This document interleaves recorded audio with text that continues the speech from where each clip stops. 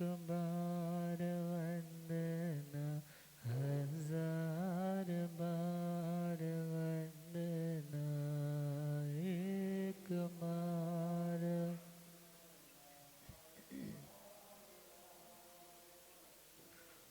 लाख बार वंदना, करोड़ बार वंदना, लाख बार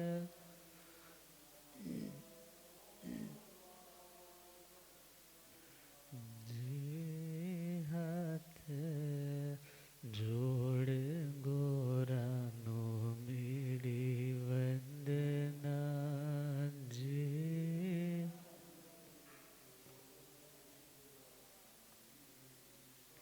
सतगुरु मेरे पार भरम है, सतगुरु मेरे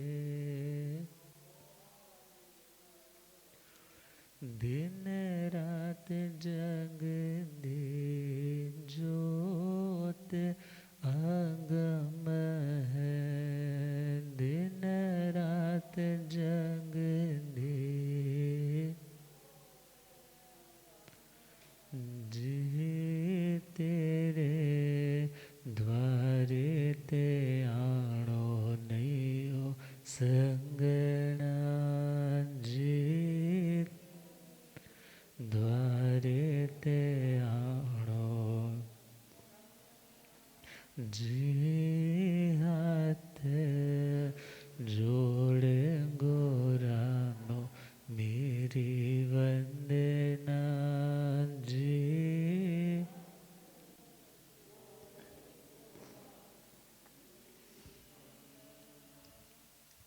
अनंत अनंत शांति के निकेतन शासनपति श्रमण भगवान महावीर स्वामी के पावन चरणारविंदों में हार्दिक भावना वंदन नमन। मेरे अंधेरे जीवन को रोशनी प्रदान करने वाले परम उपकारी आगम ज्ञान के भंडार, आगम ज्ञाता आगम पुरुष जिन शास्त्र रतन, हिमाचल के श्री उपाध्याय भगवंत श्रद्धे गुरुदेव श्री जितेंद्र मुनि जी महाराज साहब के पावन चरण कमलों में हार्दिक भावना वंदन नमन।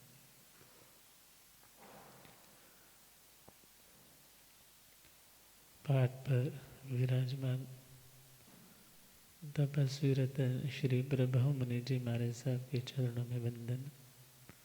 धर्म सभा में उपस्थित धर्मानुरागियों, सुशीलवती माताओं एवं बहनों, असीम पुण्य दे से भाग्य दे से आप सबको संतों का समागम और वीतरागवाणी श्रवण करने का सुअवसर प्राप्त हो रहा है। श्रवण कर रहे हैं ध्यान के संबंध में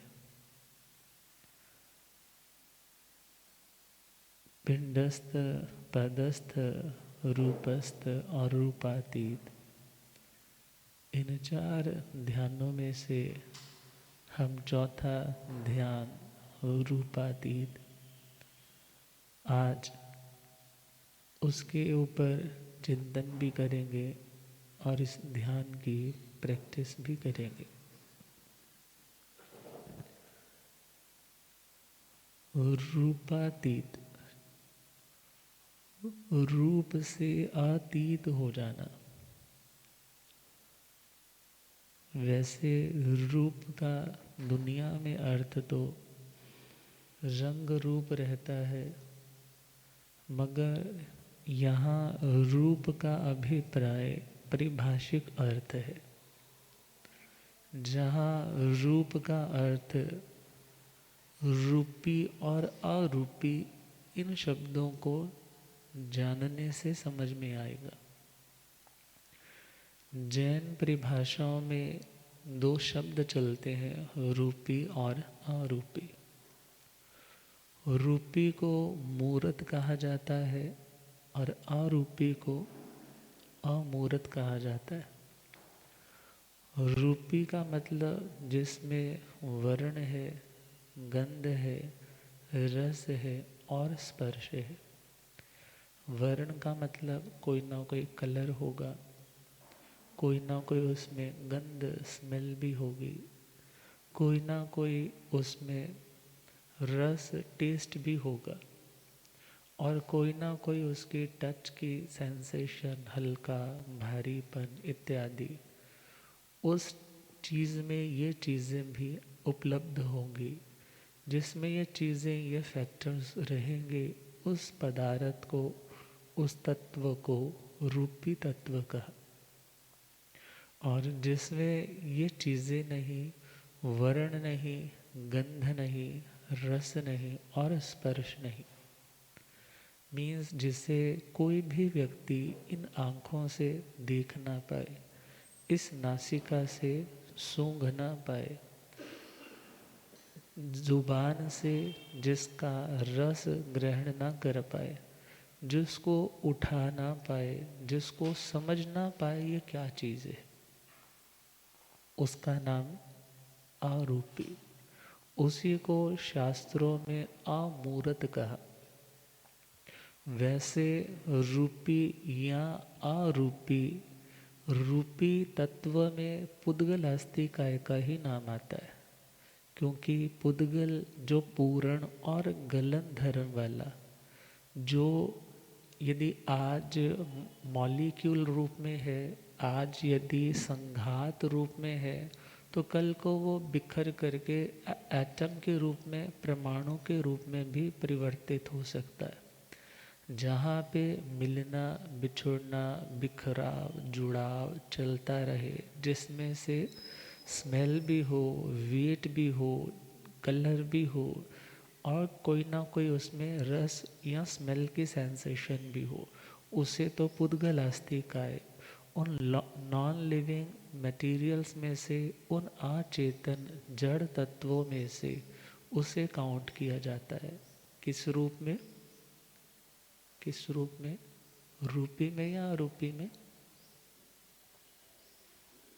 आवाज नहीं आ रही। रूपी रूप, रूपी जिसमें वर्ण है, गंध है, रस है और स्पर्श है। तो वैसे देखे अचेतन नॉन लिविंग द्रव्यों में भी ऐसे द्रव्य हैं जो अरूपी है, उनमें भी वर्ण, गंध, रस, स्पर्श नहीं। जैसे धर्मास्तिकाय, अधर्मास्तिकाय, आकाशास्तिकाय और काल द्रव्य। अब इनके अंदर भी कोई कलर नहीं है, कोई स्मेल वाली सेंसेशन के लिए मटेरियल नहीं है, कोई टेस्ट नहीं है और कोई उसका वेट इत्यादि नहीं है। तो यहाँ पर हम जिसका चिंतन, जिसका आज ध्यान करेंगे, वह तत्व जीव तत्व है। वह तत्व कौन सा? जीव तत्व, चेतन तत्व, जिसको जैन परिभाषाओं में उपयोग लक्षण वाला बोला जाता है। कैसा बोला जाता है? उपयोग लक्षण वाला। उपयोग का सामान्य सा अर्थ होता है किसी चीज़ को यूज़ करना, या अपने ध्यान को, अपनी कंसंट्रेशन को किसी एक जगह पे कंसंट्रेट करना। उसका नाम क्या है? उपयोग लगाना, या अपनी एबिलिटी का उपयोग करना। तो जिसके अंदर जानना और देखना, सामान्य रूप से किसी चीज़ की जानकारी होना वो दर्शन, विशेष रूप से पदार्थों की जानकारी होना उसका नाम ज्ञान। तो ज्ञान और दर्शन ये आत्मा के अपने लक्षण, अपने गुण, अपने एट्रीब्यूट है। पुद्गल के लक्षण अलग है, धर्मास्तिका इत्यादि के लक्षण अलग है, और अरूपी द्रव्यों में इस आत्मा का लक्षण अलग है। तो जो देह के रूप में अभी दिख रहा है, अभी यदि मैं वेइंग मशीन पे जाऊं तो मेरा भी कोई ना कोई 70 के करीब वेट होगा। और यदि हमारे इस तन को काट करके जो नॉन वेजिटेरियन लोग हैं या कैनिबल्स लोग हैं, जो नर भक्षी है वो यदि हमारे इस तन को खाएंगे तो उनको कोई ना कोई टेस्ट भी आएगा, और आगे चले तो शरीर में से कोई ना कोई गंध, कोई ना कोई स्मेल भी प्रोड्यूस्ड होती रहती है। तो वो जो स्मेल की प्रोडक्शन है वो भी पुद्गल का धर्म है, वो आत्मा का धर्म, आत्मा का धर्म नहीं। और आगे चले जाएं तो ये देह है, इसे आप देख सकते हैं, जिसकी आंखें ठीक है, आंखें काम करती है, और यदि सामने आप उस पिक्चर को, उस व्यक्ति को निहार रहे हो तो आप ध्यान से देख रहे हो तो तुम्हें पता चलेगा कि हाँ ऐसी ऐसी आकृति है, ऐसा ऐसा रंग है। और यदि समीप आकर के ऐसी ऐसी स्मेल की सेंसेशन है, इतना वेट है, ये सारी चीज़ें जिसमें पाई जाती है, ये आत्मा के धर्म नहीं है। ये किसके धर्म है? यह देह के धर्म है। और ये देह पुद्गलमय है। और आत्मा कैसी है? आत्मा तो इनसे अलग है। यदि हम कार्मण शरीर की भी बात करें तो कार्मण शरीर भी पुद्गल है। कार्मण शरीर भी क्या है? पुद्गल है। मगर उस कार्मण शरीर को इकट्ठा करने वाला, उसको क्रिएट करने वाला, बनाने वाला वो कौन है? वो आत्मा स्वयं है। प्रमाद में जाता है, स्वभाव को छोड़ता है, 18 पापों में जाता है, 4 कषायों का सेवन करता है, तो वो उसका कार्मिक अकाउंट बढ़ता जाता है। जैसे शराब यदि प्याले में, ग्लास में पड़ी है तो ग्लास कभी झूमता नहीं है, ग्लास को कोई प्रॉब्लम नहीं होती। मगर जब यदि कोई चेतन द्रव्य उसका सेवन कर लेता है तो उसके ऊपर इफेक्ट आता है उसका। इसी प्रकार वो कर्म, कार्मण वर्गणाएं तो ब्रह्मांड में हर जगह पर फैली हुई है, जहाँ जहाँ लोकाकाश है, मगर वो किसी को कोई प्रॉब्लम नहीं देती। मगर जब आत्मा अपने आप में नहीं रह पाता, अपने आप में रहना मतलब अपने स्वभाव में रहना, अपने स्वरूप में स्थिर नहीं रह पाता, तो उस टाइम या राग करेगा या द्वेष करेगा। जो सिचुएशन सामने है, जो परिस्थिति सामने है, हैंडल नहीं कर पा रहा, तो उस टाइम बाहर हैंडल करना ये सेकेंडरी चीज़ है, मगर अंदर से खुद को हैंडल करना ये प्राइमरी चीज़ है। और जब खुद को वो हैंडल नहीं कर पाता, राग किया, द्वेष किया, तो क्या हुआ? उस रॉ मटेरियल को मानो उसने इम्बाइब कर लिया, ग्रहण कर लिया, अर्थात उस शराब के प्याले को लेकर के क्या कर लिया? आत्मसात कर लिया। अब कितनी देर में नशा आएगा, कितनी देर तक नशा रहेगा, वो उसकी फ्रिक्वेंसी पे, पोटेंसी पे, उसकी शक्ति पे निर्भर करता है। इसी प्रकार वो कर्म कब फल देगा, कितने समय के बाद देगा, कितने समय के बाद फल दे करके हट जाएगा, ये सारी चीज़ें उस कर्म के ऊपर और उन भावों पे डिपेंड करता है। किन भावनाओं के साथ हमने उस रॉ मटेरियल को इकट्ठा करके कार्बन शरीर के रूप में अर्जित किया, इकट्ठा किया, स्टॉक हाउस में जमा किया। तो खैर, ये तो एक बेसिक जानकारी कि अरूपी द्रव्य कौन? मैं आत्मा, चेतन द्रव्य, अरूपी द्रव्य। मगर कैसा द्रव्य? लिविंग द्रव्य, कभी भी नष्ट होने वाला द्रव्य नहीं, जिसको कोई पैदा नहीं करता, जिसका कोई विनाश नहीं कर सकता, हवा जिसको उड़ा नहीं सकती, पानी जिसको गीला बना नहीं सकता, अर्थात एक ऐसा द्रव्य जो देह नष्ट होने के बाद भी शाश्वत रूप से जीवित रहेगा। मैं वो आत्मा हूँ। तो उस आत्मा में अब 2 डिविजन्स हो जाते, एक संसारी आत्मा और एक मुक्त आत्मा। संसारी आत्मा और दूसरी मुक्त आत्मा। संसारी आत्मा मतलब जो अभी संसार में है, संसार का मतलब अभी बॉडी के अंदर है, शरीर के अंदर है। शरीर के अंदर है तो शरीर की अपनी नीड्स भी होंगी, भूख भी लगेगी, प्यास भी लगेगी, चलना भी पड़ेगा, कुछ खाएगा तो वॉशरूम भी जाना पड़ेगा। मीन्स जो जो बेसिक नीड्स है सारी, वो जिसको भी है वो अभी किस दशा में है? संसार दशा में है। मगर जिसकी ये बॉडी वाला जो एनवेल्प है ना, जैसे किसी को शगुन देते हो, किसी को कार्ड भेजते हो, तो किस में भेजते हो? एनवेल्प को कवर के अंदर डाल करके देते हो। ये शरीर तो जस्ट एक एनवेल्प है, मगर उसके अंदर जो है वो कौन है? वो आत्मा है। अर्थात उस तत्व तक पहुंचने के लिए पहले जड़ का ज्ञान भी जरूरी है, चेतन का ज्ञान भी जरूरी है। इन दोनों का संयोग कैसे हुआ उसका ज्ञान भी जरूरी, और ये संयोग दुखदायी है इस बात को समझना भी जरूरी। और फिर ये संयोग सदा के लिए खत्म हो जाए, ये रिलेशन सदा के लिए नष्ट हो जाए, उसके लिए अभ्यास करना भी ज़रूरी। क्यों? क्योंकि वो मेरा अपना स्वभाव है, वो मेरा एक मौलिक धर्म है। जैसे कह देते हैं ना, ये तो हमारे पर्सनल राइट्स है, ये तो हमारा अपना अपना क्या है? अपना अधिकार है। इसी प्रकार अपने आत्म स्वरूप तक पहुंचना हर आत्मा का अपना मौलिक अधिकार है, मगर जब वो उससे अनभिज्ञ अननोन रहती है और शांत होती रहती है, अपने दुखों की श्रृंखला को बढ़ाती चली जाती है, कभी राग, कभी द्वेष, कभी कलह, कभी 18 पापों का सेवन भरपूर करती चली जाती, और उससे बार बार जन्मना, बार बार मरना, नए संबंध बनाना और पुरानों को छोड़ते चले जाना, दुनिया बसाना, फिर उजड़ करके आगे चले जाना, बस इसी का नाम संसार। तो जहाँ पर ये चलता रहे वो संसार दशा। मगर जो इन सभी से मुक्त है, जो सिर्फ और सिर्फ आत्म स्वरूप में है। क्यों? क्योंकि जब तक कर्म होंगे तब तक कर्मों के कारण कर्मों का कर्जा उतारने के लिए शरीर भी धारण करना होगा, और जब शरीर धारण करना होगा तो शरीर की जो जो भी चीज़ें हैं, शरीर की जो जो भी मजबूरियां हैं, उनका भी सामना करना होगा। मगर जो आत्माएं शरीरों से मुक्त हुई, मीन्स कर्मों से मुक्त हुई। कर्मों से मुक्त क्यों हुई? क्योंकि राग और द्वेष से मुक्त हुई।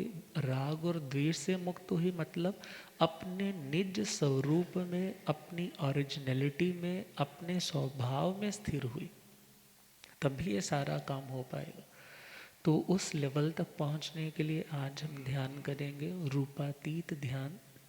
रूप का मतलब जो ये सब कुछ दिख रहा है, वर्ण, गंध, रस, स्पर्श, मास, वॉल्यूम, वेट, जो कुछ भी दिख रहा है, ये सारी चीज़ रूपमय है, ये चीज़ें मूर्तमय है। मगर इनसे जो हट कर के, इनसे जो अतीत वास्तविकता है, वो वास्तविकता है कि मैं आत्मा हूँ, और आत्मा में ना वर्ण है, ना गंध है, ना रस है, और ना स्पर्श है। तो वो वर्ण, गंध, रस से जो अतीत है, वो सिद्ध स्वरूप आत्मा भी है। इस कॉन्सेप्ट में हम सिद्ध प्रभु के 8 गुणों को एज्यूम करते हुए उनका भी ध्यान कर सकते हैं, पहला पॉइंट।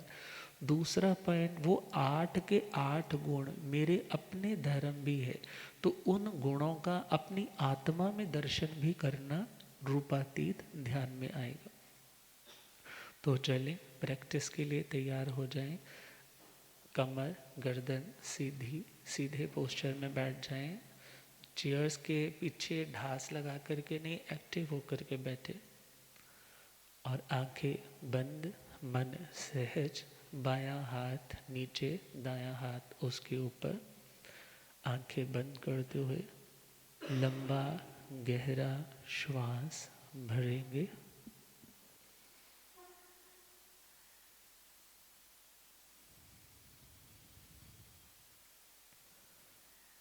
श्वास भरेंगे, श्वास गहरा लंबा छोड़ेंगे,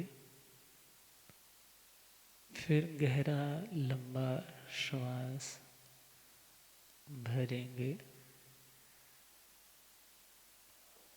फिर बड़े आराम से रिलैक्स होते हुए श्वास छोड़ेंगे।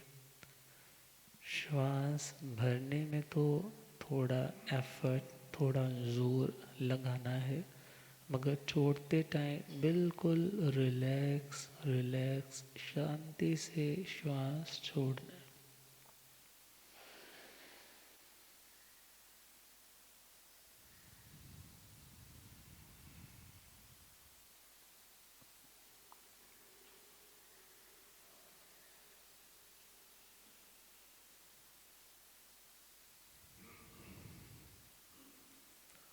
अपने ध्यान को नासिका के दोनों संपुटों के पास, नॉस्ट्रल्स के पास लेकर के जाएं। श्वास को ना अब जोर से भरना है, ना ही जोर से छोड़ना है। सहज श्वास आ रहा है, सहज श्वास जा रहा है।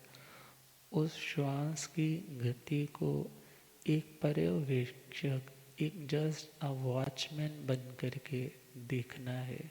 कोई भी श्वास अनुमति के बिना न जाए और न आए।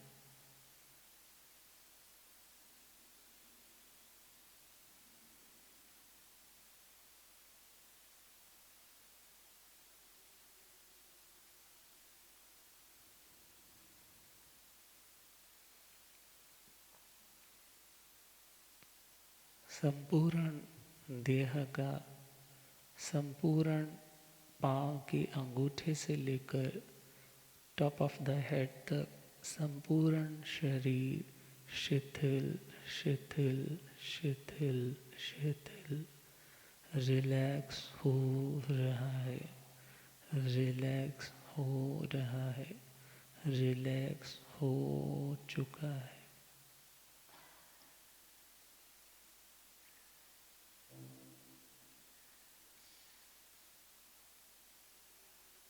मानो कि दोनों पाँव के अंगूठों से आत्म प्रदेश संकोच करते करते, उन्हें इकट्ठा करते करते करते करते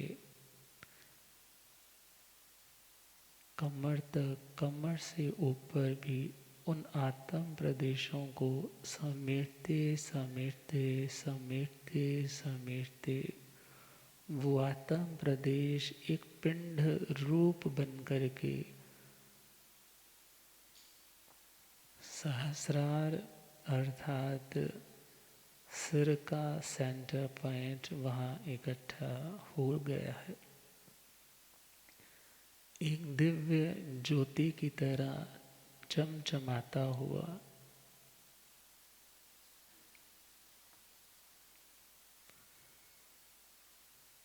यात्रा प्रारंभ करेंगे। आत्म प्रदेश एक चमकते हुए सितारे की तरह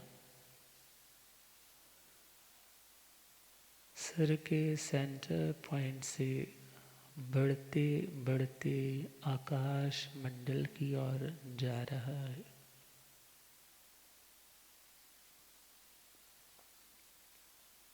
मार्ग में चंद्र भी है, सितारे भी है।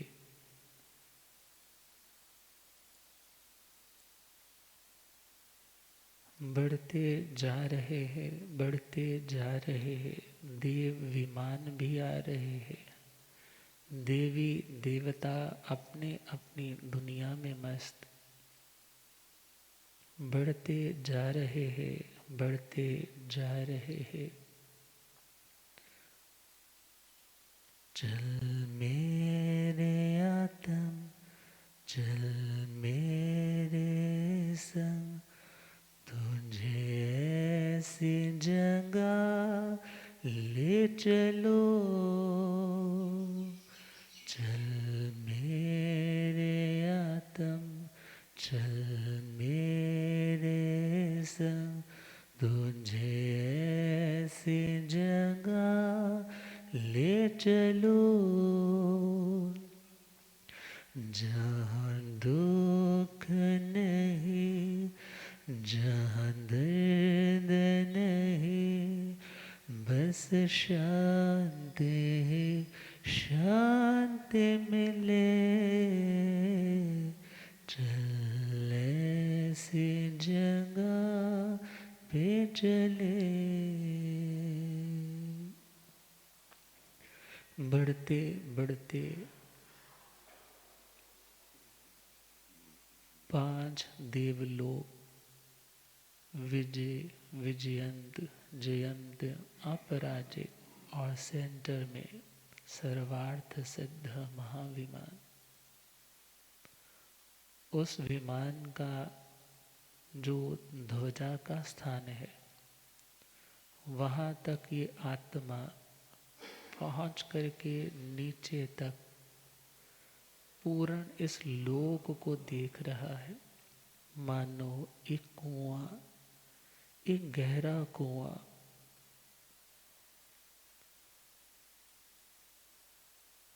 उस ध्वजा से 12 योजन ऊपर सिद्ध शिला,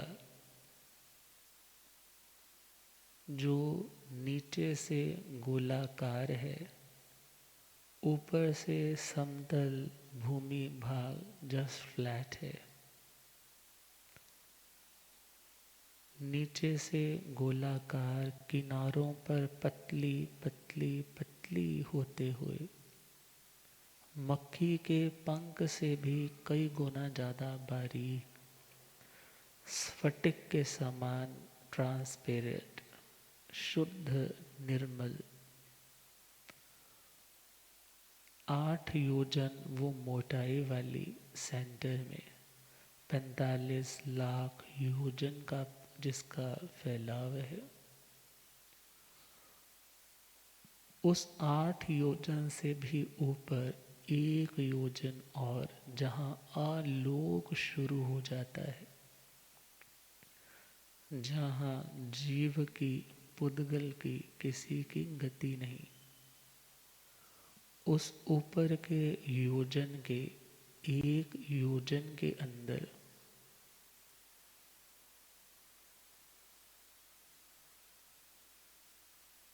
4000 कोस है, और उस कोस का जो अंतिम कोस है, उसका छठा हिस्सा मीन्स बहुत ही अपर का स्थान, वहाँ पहुँचते पहुँचते जगमग जगमग अनंत अनंत सिद्ध आत्माएं, कोई पद्म आसन में है, कोई स्थिर खड़े है। एक माही अनेक राजे, अनेक माही एककम, एक अनेक की नाही संख्या, नमो सिद्ध निरंजनम। अनंत सिद्ध आत्माएं शिव, मयल, मरुव, मणंत, मक्षय, मव्वावाह, माँ पुनरावृत्ति, ऐसी सिद्ध गति जो शिव रूप है, ऐसी आत्मा की स्वाभाविक दशा, आत्मा के स्वरूप में लीन वो आत्माएं, जहाँ कोई उपद्रव नहीं, जहाँ कोई भय नहीं, कोई खतरा नहीं, जो स्थान अचल है, जहाँ पर जाने के बाद फिर चलने का कोई प्रयोजन नहीं, जहाँ पर जाना तो है मगर उस अवस्था से गिराने वाला कोई कर्म नहीं, कोई निमित्त नहीं, जहाँ कोई रोग नहीं, क्योंकि तन नहीं, मन नहीं, काया नहीं, माया नहीं, मानसिक रोग नहीं, तन के रोग नहीं, कोई व्याधि नहीं, निरोग अवस्था आत्मा की।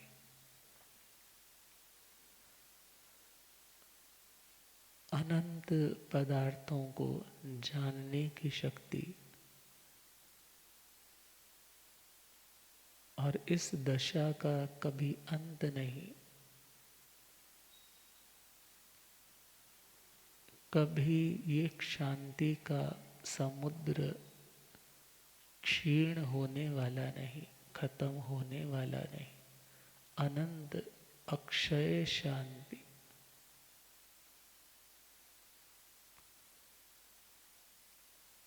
उस आनंद में बाधा, रुकावट, हिंड्रेंसेस क्रिएट करने वाला कोई निमित्त नहीं।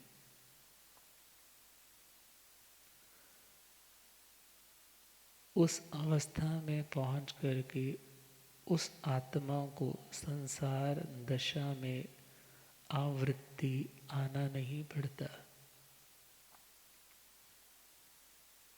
उस पावन दशा को पाने वाली समस्त आत्माएं 24 तीर्थंकर अनंत उत्सर्पणियां अवसर्पणियां बीत गई। अनंत सिद्ध आत्माएं जो तीर्थंकर बनकर के सिद्ध हुई। अनंत ऐसी आत्माएं जो सामान्य केवली बनकर के सिद्ध हुई। अनंत आत्माएं जो किसी तीर्थंकर के तीर्थ में शासन काल में सिद्ध हुई। अनंत आत्माएं माता मरु देवी जैसी जो तीर्थ स्थापना से पहले सिद्ध हुई या तीर्थ के विच्छेद के बाद सिद्ध हुई, अतीर्थ सिद्ध।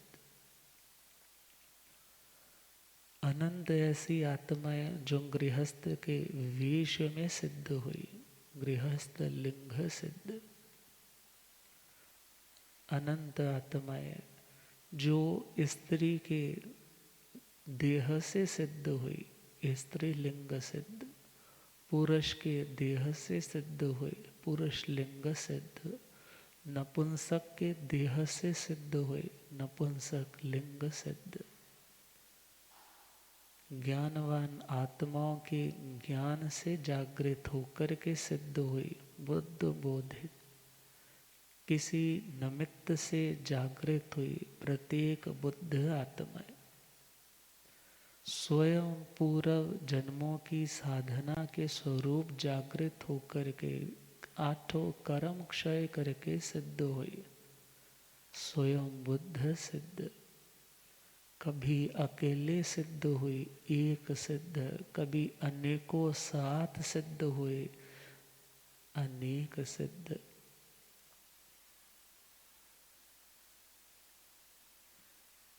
जिन्हें सिद्ध हुए एक ही समय हुआ, ऐसे अनंतर सिद्ध। जिन्हें एक समय से ज्यादा समय हो गया, ऐसे परंपर सिद्ध। अनंत आत्माएं सिद्ध प्रभु मानो मुझ आत्मा को कह रहे, हे आत्मा तेरा भी यही स्वरूप है, तेरा भी यही स्थान है, तेरा भी यही स्वभाव है। ये संसार न आज तक किसी का बना, ना कभी बनेगा। संसार के पुद्गल आज तक किसी को तृप्त ना कर पाए, ना कभी कर पाएंगे।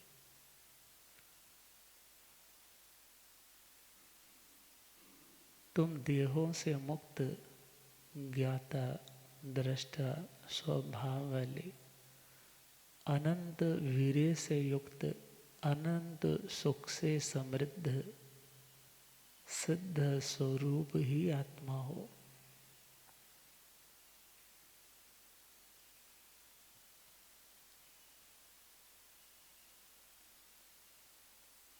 आठ कर्मों का क्षय अष्ट गुण प्रकटाने में, प्रकट करने में सहयोगी है।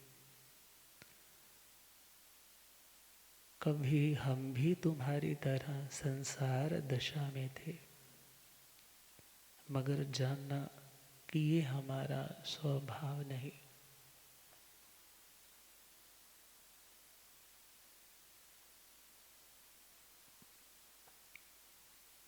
अनंत केवल ज्ञान को रोकने वाला कर्म क्षय हुआ, अनंत ज्ञान जागृत हुआ। पांचों तरह के ज्ञान को रोकने वाले कर्म हटे। दर्शन को रोकने वाला, सामान्य बोध को रोकने वाला कर्म हटा, अनंत दर्शन पैदा हुआ। ये मेरा तुम्हारा सब आत्माओं का अपना स्वरूप है।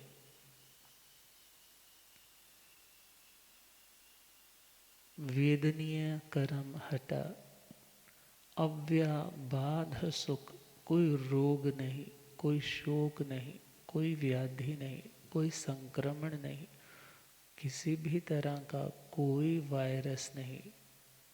संपूर्ण वेदनीय कर्म से मुक्त मैं अनंत सुख की धनी आत्मा। मोहनीय कर्म छूटा, वीतरागता आई, समता आई, शायद सम्यक तो प्रकट हुआ।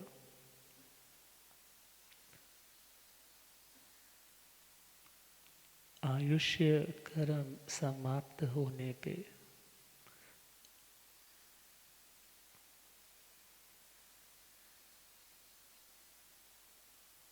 अटल अवगाहना,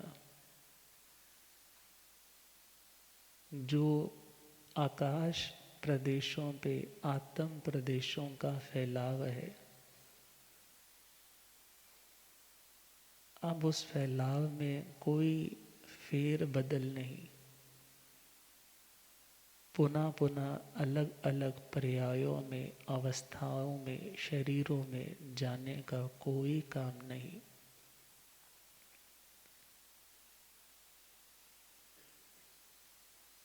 नाम कर्म क्षय हुआ, मैं आत्मा ना काला ना गोरा, ना करूप ना सुंदर, मैं आत्मा शुद्ध स्वरूपी।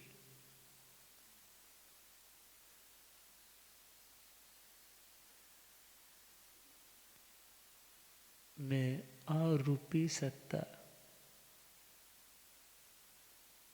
गोत्र कर्म समाप्त हुआ।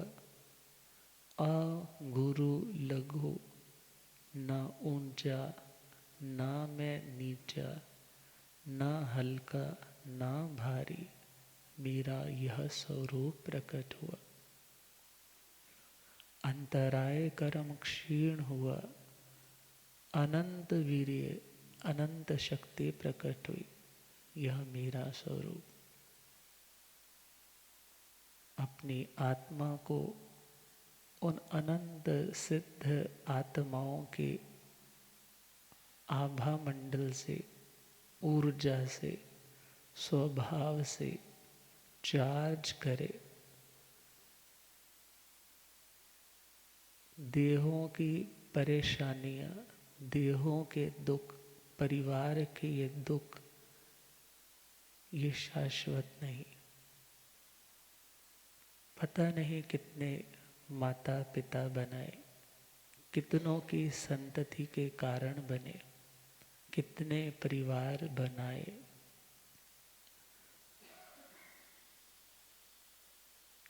दुनिया के लिए इतने रोए कि लाखों समुद्र भर जाए, वो भी थोड़े पड़ जाए। इतने शरीर बदले, इतने शरीर बदले, अनंत मेरू पर्वत जैसे बड़े बड़े शरीरों के ढेर लग जाए, वो भी थोड़े पड़ जाए। वो मेरा स्वरूप नहीं। जो छोड़ना ही है, जो छूट ही जाना है, जो अपना होना ही नहीं है, वो मेरा स्वरूप नहीं। मैं 8 गुणों से समृद्ध अनंत ज्ञान, अनंत दर्शन, अव्याबाध सुख, अटल अवगाहना, शायक भावों से युक्त, ना हल्का ना भारा, ना सुंदर ना काला ना गोरा ना पीला ना नीला, किसी वर्ण का नहीं, समस्त अंतरायों से रहित मैं आत्मा शुद्ध स्वरूपी, अनंत शक्ति का भंडार, देह के दुख कर्म के कारण, मगर मैं आत्मा निश्चय से सबसे मुक्त हो, सबसे मुक्त हो। मैं शांत शांत, ज्ञाता, दृष्टा, जानने वाला, देखने वाला। उन अनंत सिद्धों को वंदन करते हुए, अपनी आत्मा को भावित करते हुए, उन उत्तम भावों से अपने को भावित करते हुए, अपनी पहचान को रियलाइज करते हुए, उन्हें वंदन करके पुनः लौट रहे देवलोकों से, तारा मंडलों से, चलते चलते चलते देह के सर के सेंटर पॉइंट पे आकर के आत्म प्रदेश संपूर्ण शरीर में फैल रहे।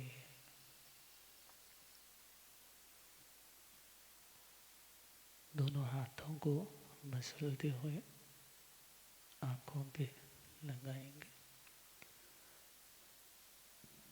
जागो मेरे आत्मा, तुम स्वयं परमात्मा।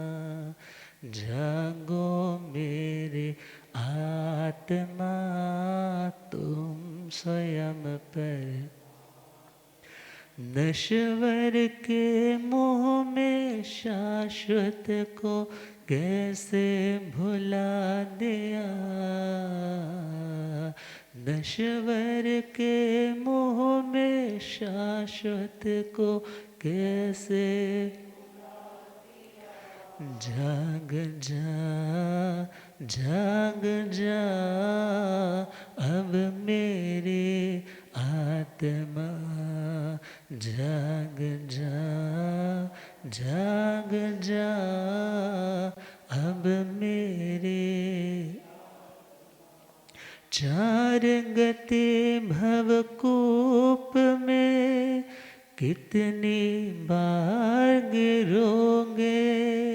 चार गति भवकूप में कितनी बार जन्म जरा और मृत्यु रोग से कितना डरोगे।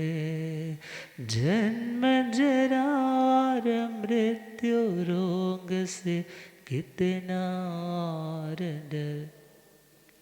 सागर में जो द्वीप है उसको भुला दिया। सागर में जो द्वीप है उसको भुला। नश्वर के मोह में शाश्वत को कैसे भुला दिया। नश्वर के मोह में शाश्वत को कैसे। जाग जा, जाग जा, अब मेरी आत्मा। जाग जा, जाग जा, अब मेरी। तो आत्मा का कुछ किसी किसी को थोड़ा थोड़ा एहसास हुआ होगा, किसी किसी ने अनुभव कुछ किया होगा, और किसी किसी को लगा होगा चलो सुन लिया, ऊपर से निकल गया। चलो सभी के अपने अनुभव हो सकते, मगर इतना ज़रूर है जो ये ज्ञान है वो आत्मा का अपना स्वरूप है। हम बाहर के कॉस्ट्यूम से, बाहर के जो दिख रहा है ना वो है नहीं, जो दिख रहा है वो, और जो नहीं दिख रहा वो हम है। जो नहीं दिख रहा वो हम है। इतना कुछ जो हम दिखाने के लिए कर रहे हैं ना, वो उसको पाने के लिए कर रहे हैं जो दिखता नहीं। और यदि उसके लिए सच में करने लग जाए तो वो ज़रूर मिलेगा। गुरुदेव पधारे। हो रब मेरा सतगुरु बन के आया,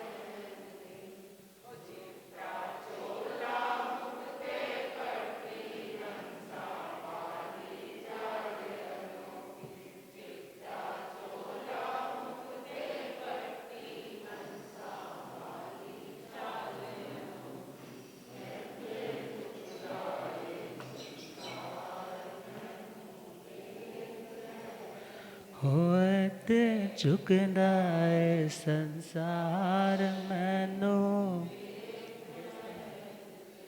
हो रब मेरा सतगुरु बन के आया मैनू। भूलिया आगम ज्ञाता आगम पुरर्जन शास्त्रगंध हिमाचल केसरी उपाध्याय भगवंत श्रद्धे गुरुदेव श्री जितेंद्र मुनि जी। राजा परदेसी को भी नहीं ना दिखती थी आत्मा, तो क्या बोलता था, मैं कुछ नहीं मानता। मगर सौभाग्य था राजा परदेसी का कि उन्हें कौन मिल गए, केशी श्रमण महाराज जैसे गुरु मिल गए, जिन्होंने समझाया कि ये आत्मा आँखों का विषय, हवा चलती है पत्ते हिलते हैं, तो कौन दिखाएगा ये हवा है। तो ये अनुभूतियाँ करने वाला, सुनने वाला, देखने वाला, सूंघने वाला, बोलने वाला, चखने वाला, वेट की अनुभूति करने वाला, टच की सेंसेशन करने वाला जो है, वो मैं आत्मा हूँ, वो मैं। मगर उन्हें जानना, मानना और बस जानना और मानना वो सिद्ध आत्मा का स्वरूप है, शुद्ध आत्मा का स्वरूप है। यदि उस स्वरूप में लीन हो जाए, उस स्वरूप का बार बार बोध होता जाए, तो दुनिया के प्रति, दुनिया की प्रॉब्लम्स के प्रति भी ना व्यक्ति खुद को अलग रख कर के रिलैक्स हो सकता है, और अपना जो सच्चा स्वरूप है उसके लिए भी साधना में आगे बढ़ सकता है।